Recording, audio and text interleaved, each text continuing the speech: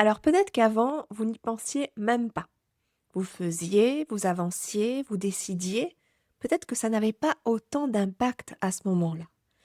Mais depuis la maladie, depuis ce diagnostic, il y a quelque chose qui s'est fissuré. Il y a quelque chose qui est plus difficile aujourd'hui pour vous. Pas seulement dans votre corps, là-dessus, il n'y a pas de doute, mais peut-être au niveau émotionnel, peut-être dans le fait de vous projeter, dans le fait d'avancer, dans votre rapport à vous-même, tout simplement.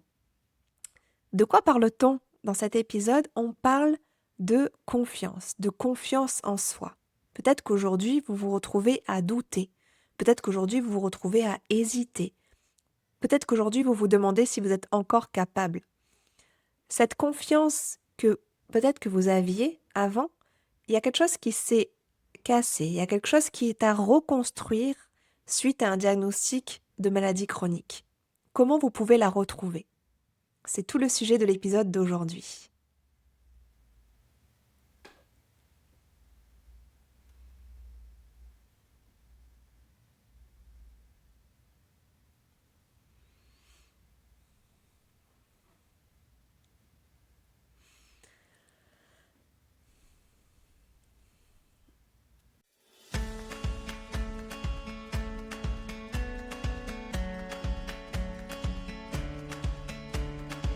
Bonjour et bienvenue dans le podcast S'apaiser, trouver l'équilibre face à la maladie. Je suis Lisa Brienne, psychosophrologue et thérapeute spécialisée dans l'accompagnement de la maladie. Je vis moi-même avec une sclérose en plaques depuis plus de 16 ans et comme vous, j'ai traversé toutes les phases émotionnelles qui accompagnent la maladie chronique, du choc initial à la recherche d'un nouvel équilibre. Dans ce podcast, je partage avec vous mon chemin vers l'apaisement, sans filtre et avec authenticité. Mais surtout, je vous propose des outils concrets, ceux que j'utilise au quotidien et ceux que j'enseigne aux personnes que j'accompagne, pour vous aider à trouver votre propre équilibre, quel que soit votre parcours de santé. Alors bienvenue dans cet espace où votre expérience est comprise et où la sécurité émotionnelle devient possible.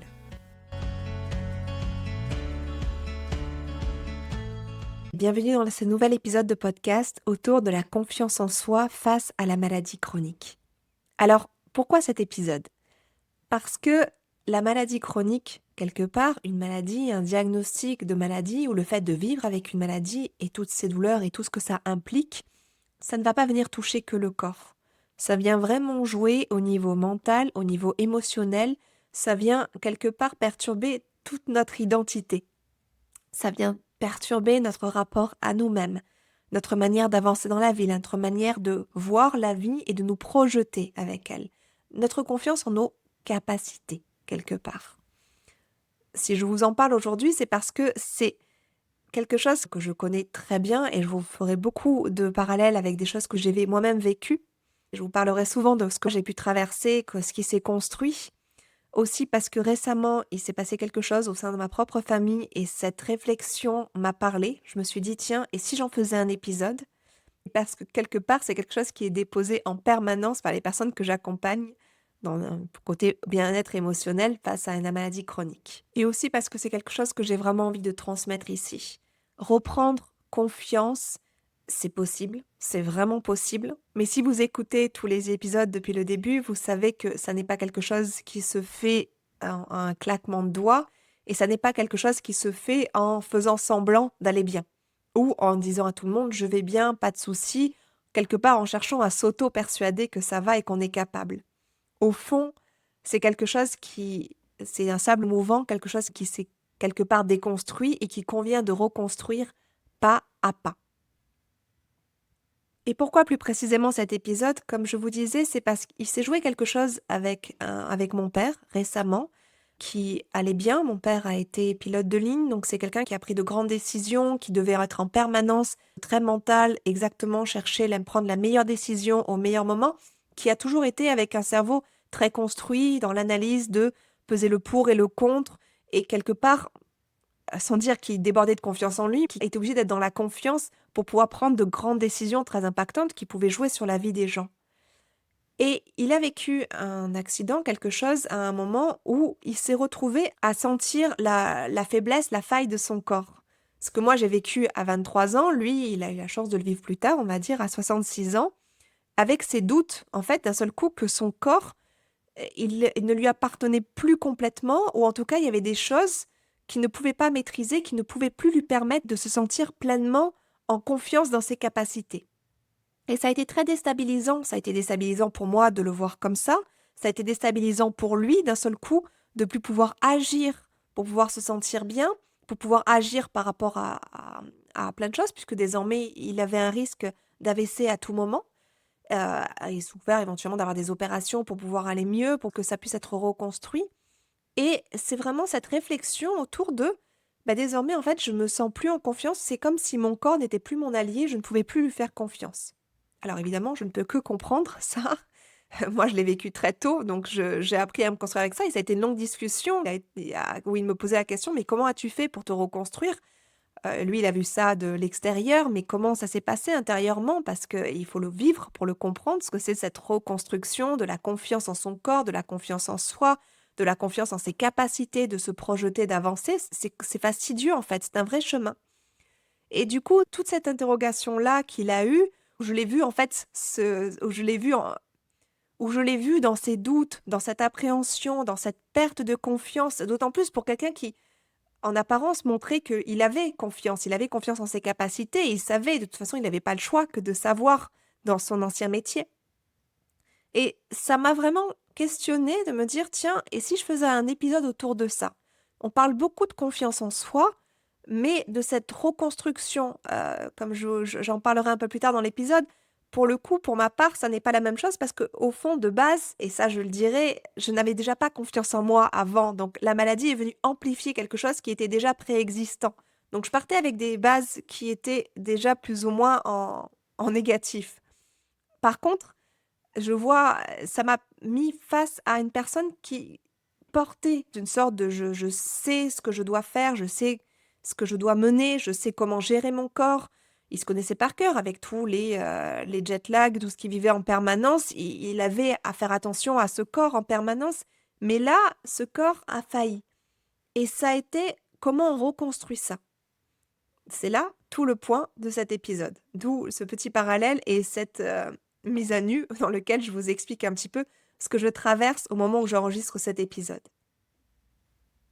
Alors le but ici, c'est que vous puissiez comprendre pourquoi la maladie fragilise la confiance en soi. Je vous ai donné quelques échos là dans mon exemple personnel, mais ce qui se joue réellement à l'intérieur dans notre corps, dans notre vision, dans notre esprit et surtout émotionnellement. Ce que reprendre confiance veut dire réellement avec une maladie chronique, puisque comment on peut parler de confiance en notre corps alors que parfois on vit avec une épée de Damoclès, comme avec une sclérose en plaques, et surtout pourquoi la confiance se reconstruit par l'expérience et non pas par le mental, non pas par le je vais aller bien, je vais bien, tout va bien, non pas par cette fameuse pensée positive qui est très à la mode aujourd'hui, mais que même si je travaille beaucoup avec ça, puisque je connais le pouvoir du cerveau et de ce qu'on va se dire, il faut vraiment déconstruire ce propre de la pensée positive uniquement en développement personnel. Ça ne marche pas si on ne prend pas déjà le temps de vider la partie négative en soi, la partie douloureuse, on va dire plutôt. Et aussi, je voudrais vous présenter les premières étapes concrètes pour pouvoir renouer avec vous-même. En tout cas, une proposition. Après, à vous de voir ce qui vous correspond. Mon but ici, c'est qu'à la fin de cet épisode, vous puissiez avoir une compréhension plus claire sur tout ce qui a bougé pour vous, pouvoir éventuellement voir qu'est-ce qui se passe à l'intérieur de vous et surtout comment ça a pu vous impacter au niveau en confiance. Déjà aussi peut-être vous poser la question, mais est-ce que j'avais confiance avant? Qu'est-ce qui s'est passé? Comment je peux bouger? Qu'est-ce que je peux mettre en place pour me reprojeter avec une certaine alliance avec moi-même? Alliance avec mon corps, alliance avec ce que je suis, alliance avec toutes mes capacités. Et mon idée, c'est de vous présenter un chemin possible pour recommencer doucement à avoir cette confiance, à la gagner ou à la regagner. Enfin, ce que j'ai vraiment envie de vous dire ici, c'est que oui, c'est possible. J'ai vraiment envie que vous puissiez sentir, avoir l'assurance que c'est possible. Pas que c'est facile, j'aimerais avoir la baguette magique, croyez-moi, mais que c'est possible, même avec une maladie chronique, même avec une épée de Damoclès au-dessus de la tête. En tout cas, c'est vraiment ce que j'ai envie de vous transmettre, de vous partager et de vous proposer dans cet épisode. Alors, dans un premier temps, je voudrais vous expliquer pourquoi la maladie va venir fragiliser cette confiance en nous, cette confiance en vous. En fait, ce qu'il faut comprendre, c'est que la confiance en soi se nourrit de deux choses, la prévisibilité et la cohérence.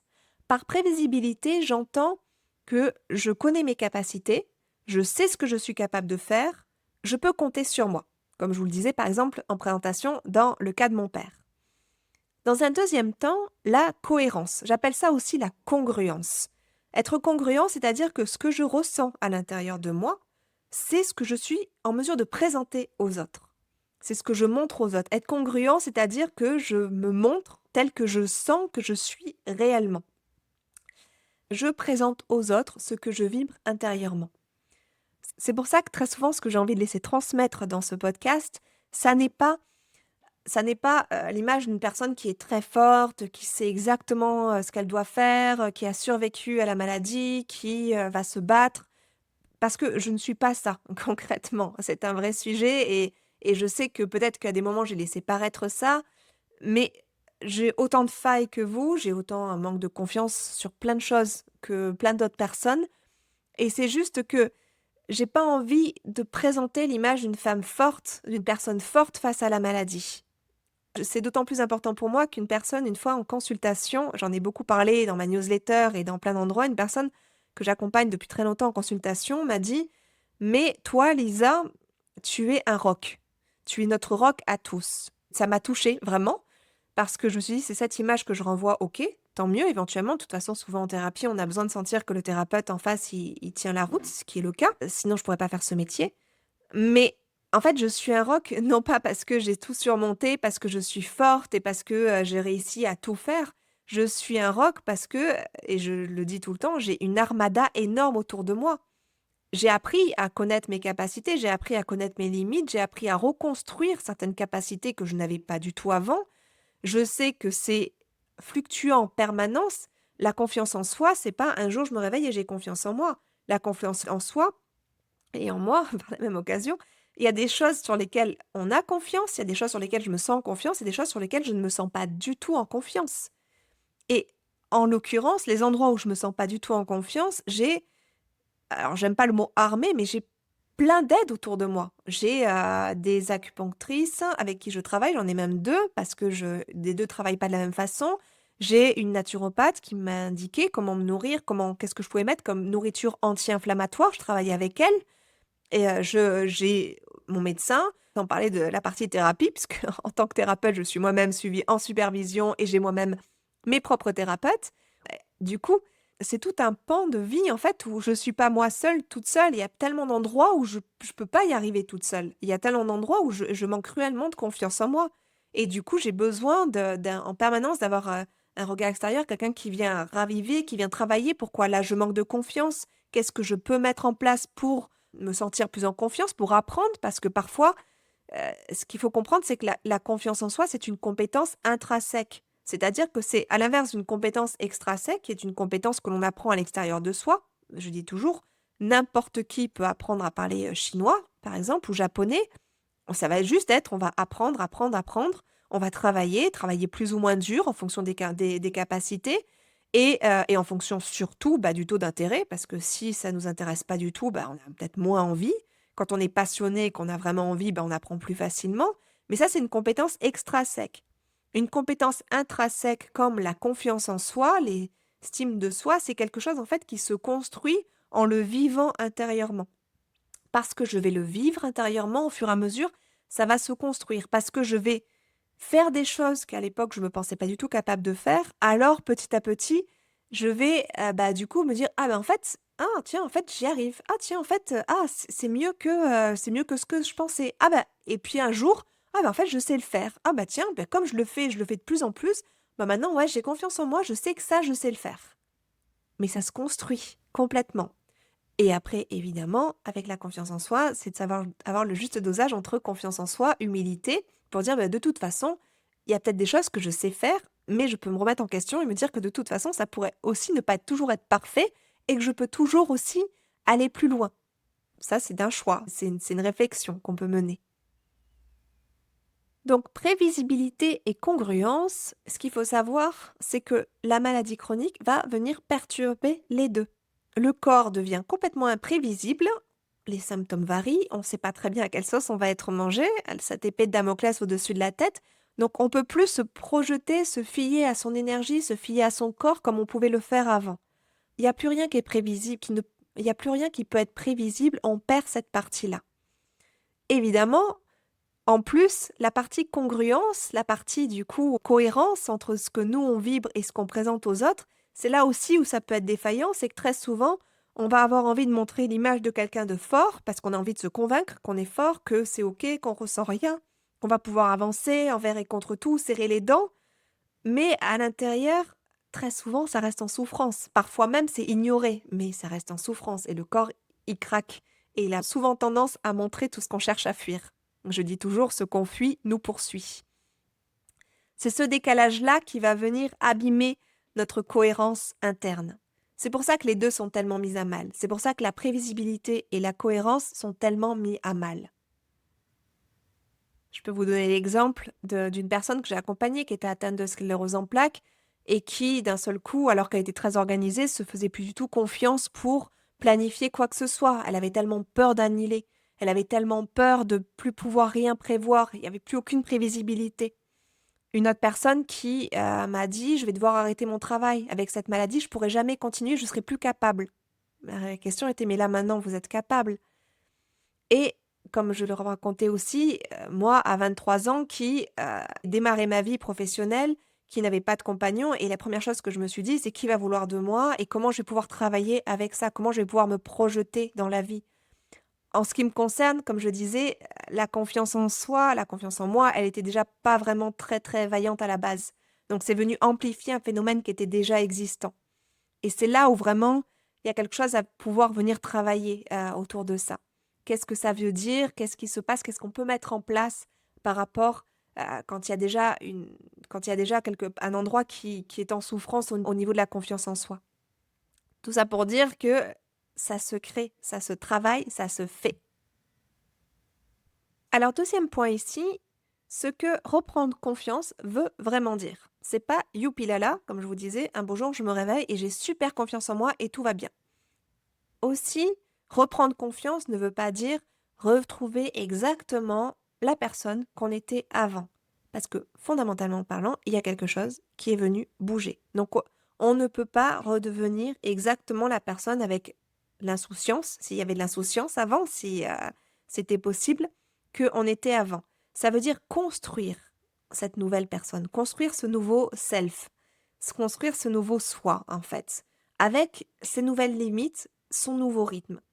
C'est créer une confiance en soi qui est réaliste, qui n'est pas imaginée de j'aurai confiance en moi, je serai capable de tout faire. Mais ok, là, je suis capable de faire certaines choses, là, c'est plus compliqué pour moi et c'est ok. Et par contre, ce que je suis capable de le faire, je viens le valoriser surtout. On n'est pas sur une confiance qui est basée sur le déni ou sur la performance. Je vois beaucoup de personnes qui serrent les dents et qui se disent: «Allez, on y va, j'avance et puis je vais y arriver, je vais me battre, je vais être encore plus forte», voire même se mettre des challenges qui sont de base très, très difficiles et impossibles ou alors qui vont se faire du mal.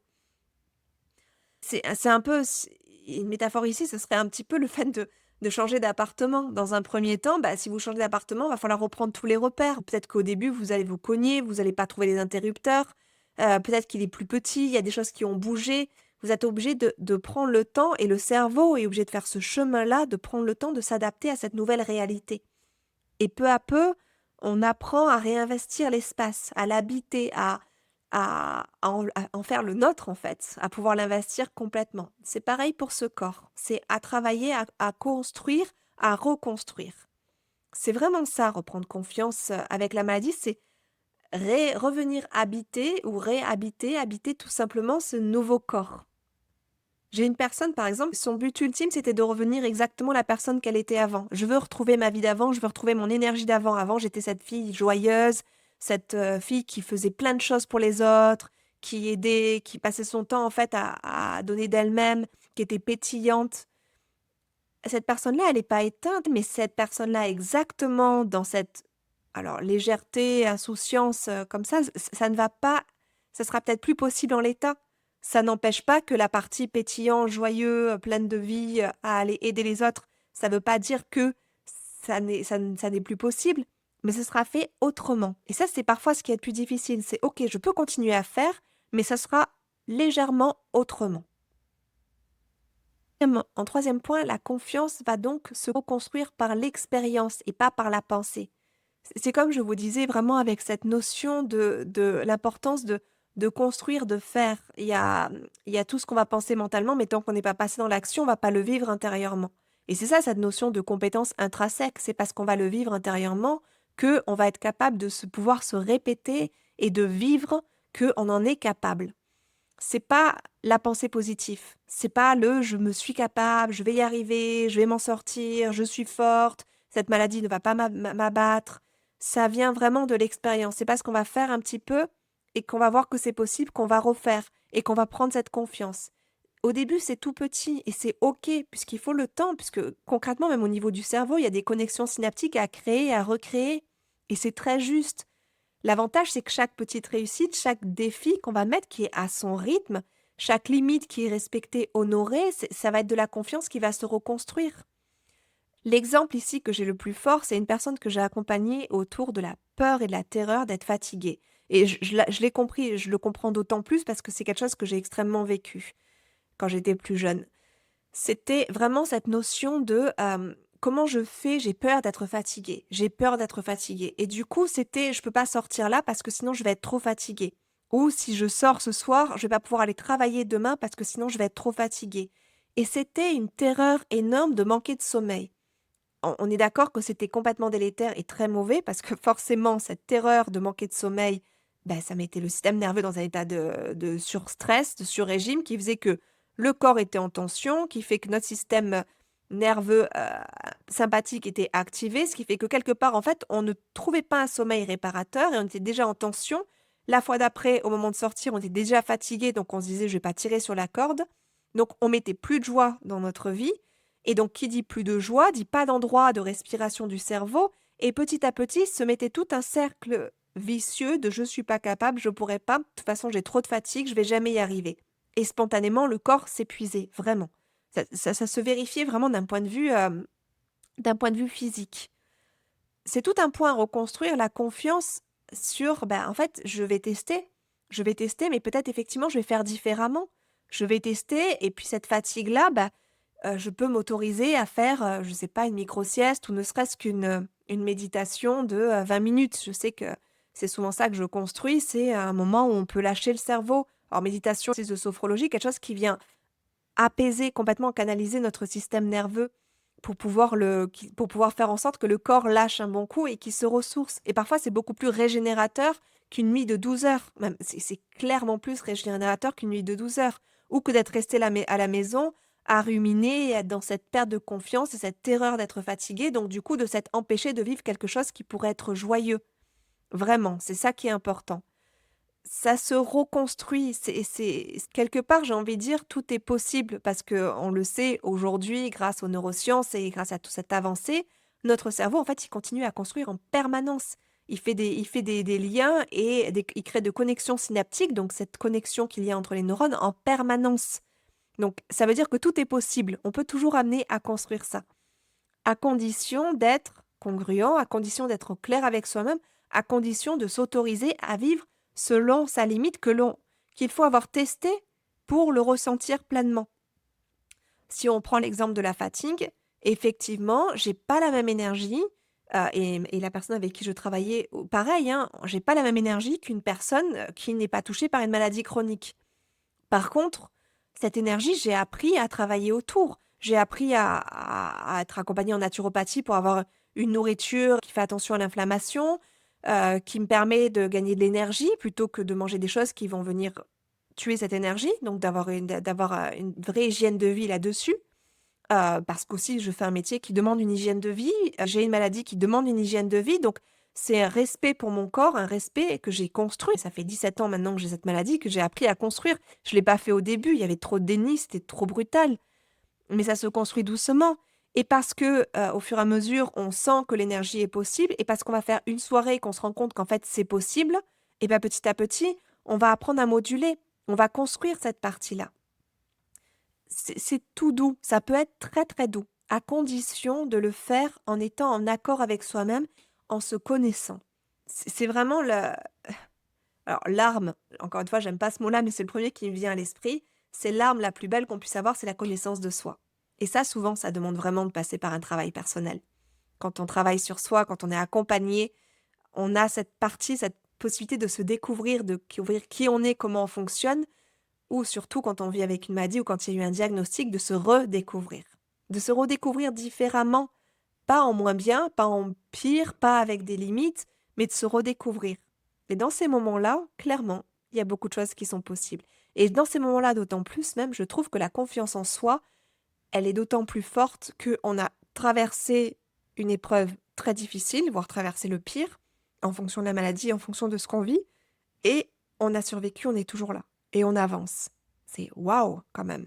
C'est quand même très très fort. Ça, c'est venir à valoriser quand on arrive à le vivre intérieurement, complètement.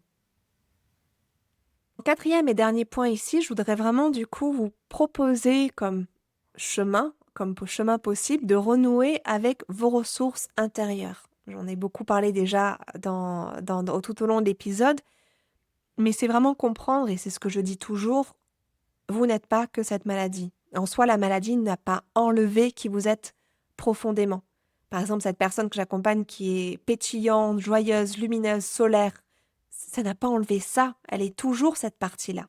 C'est juste que sur le moment, c'est rendu moins accessible. On a l'impression que c'est même plus du tout accessible parce qu'il y a la douleur, il y a la tristesse, il y a toutes ces émotions difficiles.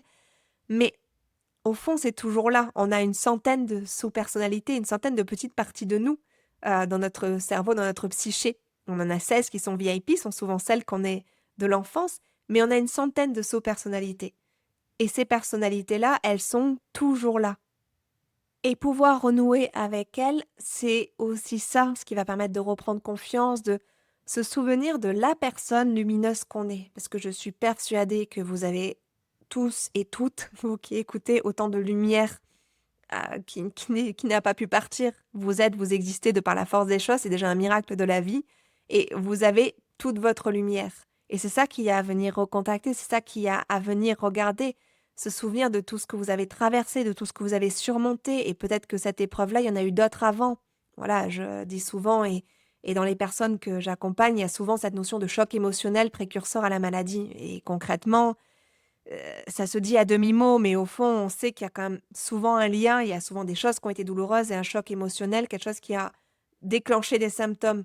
Se dit pas qu'il n'y avait pas un terrain, il y a plein de choses à regarder sur le plan médical, mais voilà, il y a des choses à aller regarder et peut-être à nettoyer. C'est vraiment le point crucial de mon travail en accompagnement psycho-émotionnel de la maladie, c'est qu'est-ce qui se joue avant et quelles sont éventuellement les grandes douleurs qui ont été vécues, traversées avant, et qu'à un moment, le corps, il vient mettre en lumière. Non pas parce que il y a forcément la maladie, il y a un effet de cause à effet, mais simplement que la maladie, la fragilité qu'on vient toucher quand on a une maladie, ça peut venir raviver des fragilités qu'on a pu vivre avant. Là, tout ce qu'il faut mettre un tout petit peu pour nous-mêmes, et ce que je vous propose ici, c'est de mettre un petit peu d'air. J'adore parler de respiration du cerveau. Ouvrir un peu d'espace à votre cerveau, lui apporter de la douceur pour que doucement, il reprenne confiance en ses capacités, pour que doucement, il puisse reprendre conscience de sa valeur. Soyez votre propre parent bienveillant. Si vous m'écoutez, imaginez-vous votre meilleur ami ou votre enfant, vous ne lui en demanderiez pas autant que ce que vous pouvez vous demander. Ça peut être des petites choses toutes simples pour raviver un petit peu cette flamme, cette confiance en vos capacités. Vous pouvez par exemple ce que j'appelais, j'avais travaillé ça en coaching, c'était les réalisations probantes. Faire la liste, par exemple, de 5 choses, voire 10 ou plus, que vous avez traversées et dont vous êtes fiers. Rappelez-vous de ça. Prenez un moment pour réactiver ça dans votre cerveau, pour ramener ça dans votre conscience.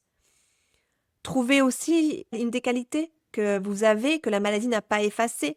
Une personne qui est très solaire. Et ça, à chaque fois, je les ramène à ça, mais ce côté solaire, oui, il y a la maladie, oui, il y a du handicap, mais ce côté solaire, lumineux, rayonnant, qui fait rire, qui se capte en fait au travers des échanges, c'est toujours là. C'est venir l'activer. C'est là où la sophrologie peut venir aider à venir réveiller ça, le prendre encore plus, ou l'EFT, ou il y a plein d'outils qui sont très intéressants et le tout combiné ensemble marche très très fort, c'est très puissant. vous appuyez sur des choses que vous saviez déjà faire avant et que vous saurez encore faire. Vous n'avez pas perdu ça, même si ça peut être différent en fonction du handicap. Mais il y a des choses que vous saviez faire. Et surtout, et très important, c'est cette notion d'accepter de l'aide pour les choses qui vous épuisent. D'accepter de l'aide aussi pour simplement apprendre à connaître ou reconnaître à nouveau ces choses en vous, si vous n'y arrivez, si à un moment ou à un autre, s'il y a trop de souffrance. Parce que trop de souffrance, trop d'émotions, ça vient cannibaliser toute cette partie-là qui existe déjà, en fait. On ne va pas créer quelque chose qui n'existe pas. C'est déjà là. Il faut juste venir l'arroser, y mettre plus de conscience. Au moment où j'enregistre cet épisode, on est en plein printemps. C'est de pouvoir mettre de l'engrais, mettre plein de choses pour que ça puisse germer à nouveau ou regermer, refleurir. C'est la fin de cet épisode. En conclusion, ici, je vous invite à retenir 3 choses. La première, c'est que la maladie a certainement fragilisé votre confiance. Elle l'a mise à rude épreuve, clairement, c'est possible. Voire peut-être que, en tout cas, où elle est venue mettre en lumière un manque de confiance qui existait déjà. Mais en tout cas, elle n'a pas détruit qui vous êtes. Elle n'a pas détruit vos capacités. Elle n'a pas détruit votre confiance en vous, en tout cas, ce qui existait déjà à l'origine. Il y a une grande différence entre abîmé et disparu. Et croyez-moi, ça n'a pas disparu. Si ça n'était pas là depuis le début, ça c'est un travail qui est tout à fait faisable. Et dans ces cas-là, vous pouvez me contacter, on en discute avec grand plaisir. Deuxième point, la confiance se reconstruit par l'expérience et non pas par la pensée positive. C'est-à-dire c'est pas parce qu'on va se répéter en permanence « je suis capable, je suis capable, je suis capable, je suis fort, je vais y arriver » que forcément, on va se convaincre. Et quand bien même on va se convaincre au niveau mental, c'est pas pour ça que ça va descendre dans le corps et que ça va créer vraiment cette confiance. On va être un peu sur un feu de paille. Commencez petit, commencez là où vous en êtes, allez-y pas à pas pour gravir cette montagne, même si je ne peux pas parler de montagne pour la confiance en soi, parce que c'est pas quelque chose d'extrêmement difficile. Si on est bien accompagné, si on sait comment le mettre en place, ça peut venir assez facilement. Troisième point, ici, reprendre confiance ne veut pas dire redevenir la personne que vous étiez avant. Vraiment, je suis désolée, il y a quelque chose qui va avoir changé. Si je reprends l'exemple de mon père, effectivement, il y a quelque chose qui a changé suite à ça. Et c'est très bien, il avait ça à vivre, il a vécu ça, et c'est beau à regarder aussi. Cette notion de, en fait, ok, j'ai conscience de ma fragilité, j'ai conscience d'eux, et je vais composer avec ça. Et quelque part, j'ai envie de dire, ça a été aussi tout mon chemin. J'ai recomposé avec ça et quelque part, ça a mis du temps, hein, je vous dis pas, mais j'ai appris à apprécier la personne que je suis aujourd'hui, avec plein de ressources, avec encore plein de choses à améliorer, mon Dieu, c'est sans fin, mais c'est ok parce que je le fais avec plaisir ce travail. Donc, c'est venir à nouveau reprendre avec la personne que vous êtes, venir, voilà, réalimenter cette partie-là. Donc, ça veut vraiment dire ici de pouvoir faire confiance à la personne que vous devenez. Et je m'arrêterai sur cette phrase-là. Faire confiance à la personne que vous devenez. Si cet épisode vous a plu, n'hésitez pas à le faire circuler autour de vous, à le passer aux personnes qui peuvent être intéressées.